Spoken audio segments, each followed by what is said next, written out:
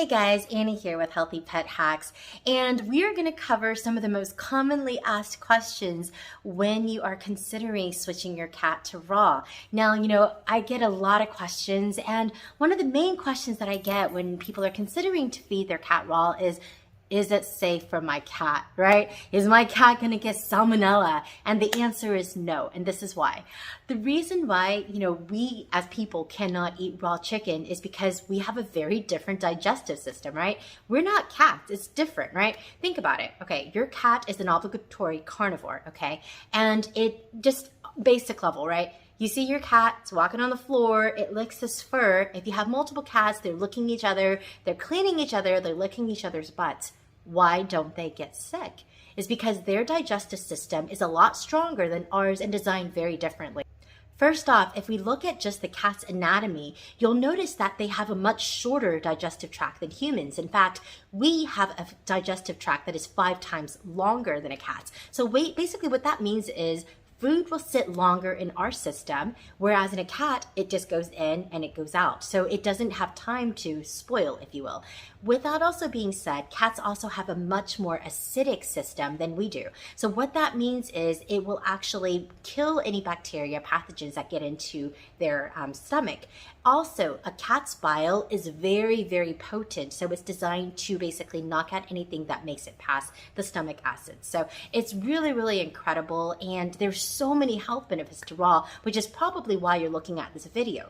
Raw feeding has a ton of benefits because your cat is going to have a overall healthier lifestyle. You'll see if you have a cat that's overweight, the weight will just drop off.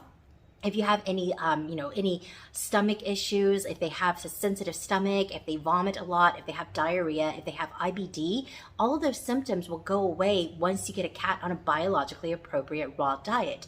Also, you avoid things like chronic kidney disease, heart problems, urinary issues, because you are feeding something that is going to help boost your cat's immune system.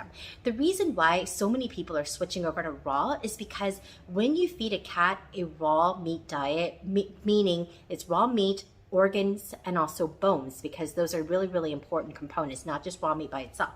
But when you feed a cat a raw diet, you're actually leaving all of the vitamin, minerals, amino acids all intact. As we probably know, heat will destroy a lot of sensitive vitamins like vitamin E, different omegas. And so when you are, the reason why we're feeding cats raw is because their system is designed to handle that. They don't get sick from it. So therefore, they can get all of those nutritional benefits from leaving those vitamins intact, because that is the easiest way for them to absorb it. The other thing too is, so we talked about why raw is safe for cats and why raw is so amazing for cats. Let's talk about a little bit, other questions that I get is, how do you feed a cat raw, right? Like, how do you transition? Do you just give them raw and here you go? Or do you transition it, right? So here is my thought process on that, and this is my recommendation. If you have a cat that is healthy, that is not immune compromised, I would just go ahead and give them raw and see what they do. Because we find about 50% of cats transition directly to raw. They recognize it as real food and they're able to switch immediately. They're happy, everything's good. However, if you have a cat that has, that's immune compromised, or if they have a very, very sensitive stomach, what I may recommend you do then is to transition, and this is how you would do that. First off, if you are free feeding your cat, meaning it's basically like a free-for-all, usually it's with dry kibble, I want you to go ahead and start feeding them on a schedule, right? Because that's going to take a little time for your cat to get used to. The reason why we want to do that is because we want them to start getting used to this idea of being on a schedule. They get hungry and then they have to wait for food instead of having food around all the time. It's also better for them because it helps keep them at a healthy weight. So you definitely want to feed your cat about 3 times a day. If you have an older kitty, like a senior cat or a kitten that needs to be fed more frequently, I recommend feeding them at least 4 to 5 times a day. A sample schedule could be, first thing in the morning, you feed them, you leave enough for a snack for the when you're gone. And then when you come home from work, you feed them again. and then you can feed them again right before bedtime.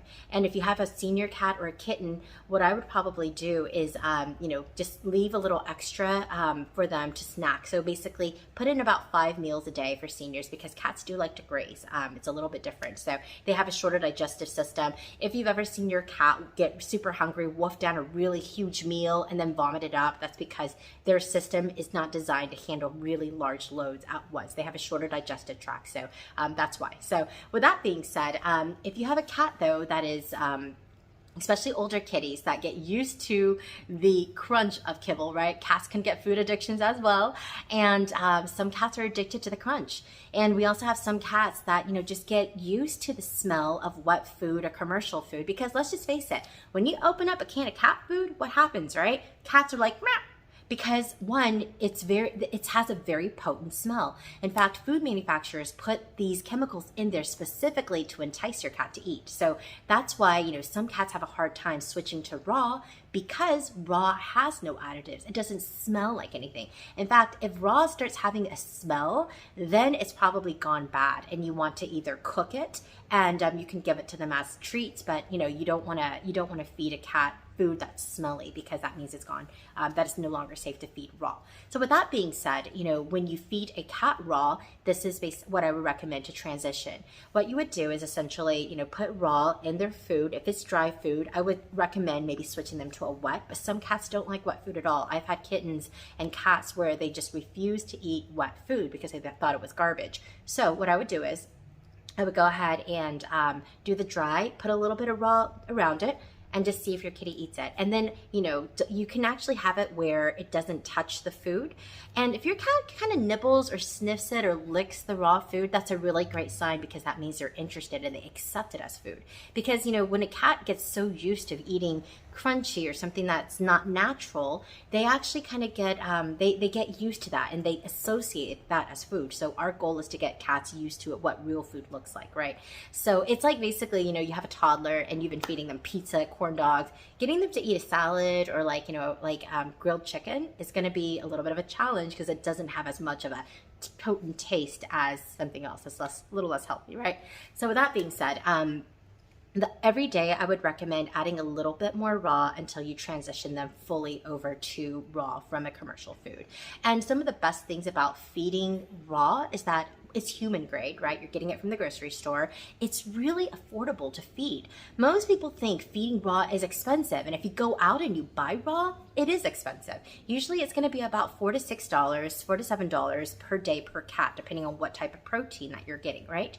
With homemade raw, however, which is what I recommend, it's only about $1 a day. It is so affordable, and it is the best cut of meat because it's all human grade, where pet food is pet grade, which is different. So it's basically the leftover stuff that is processed after human grade is taken out. So feeding your cat a homemade raw, automatically you're feeding a higher quality protein. Everything is made, at home. You know what goes into it.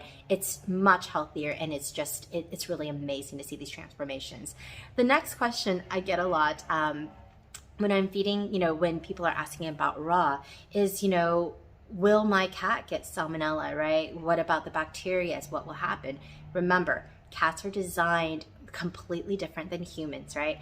Again, they roll around, they lick their paws, they don't get sick because their system is designed differently. And if you have an immune compromised cat, what I would recommend is, you can actually lightly cook the surface. A lot of times in my recipes, I recommend using chicken because it's the easiest to find, and cats actually love poultry. So a lot of times we're using different cuts of chicken, we're using turkey, we're using Cornish hens, we're using quails. And there are also, other proteins such as like rabbit that you can get, and duck. However, because chicken is widely available, that's usually what I recommend. And so what I would say is, you don't have to worry about your cat getting salmonella. However, handle it with the same, type of food safety as you would with your own food, right? Buy it from the grocery store, ideally cook it immediately, freeze everything that you're not using, and only keep defrosted 1 to 2 day supply. So it's really, really simple. In fact, I go over all of this. If you have more questions, I actually do have a course where I talk about all the nutritional benefits of raw and also how to make raw. The other thing I get a lot of times when it comes to feeding raw is, well, I don't have a meat grinder. I mean, what am I supposed to do? there's actually ways to get around that. And in a raw recipe, ideally, you want to look for something that is made with raw meat.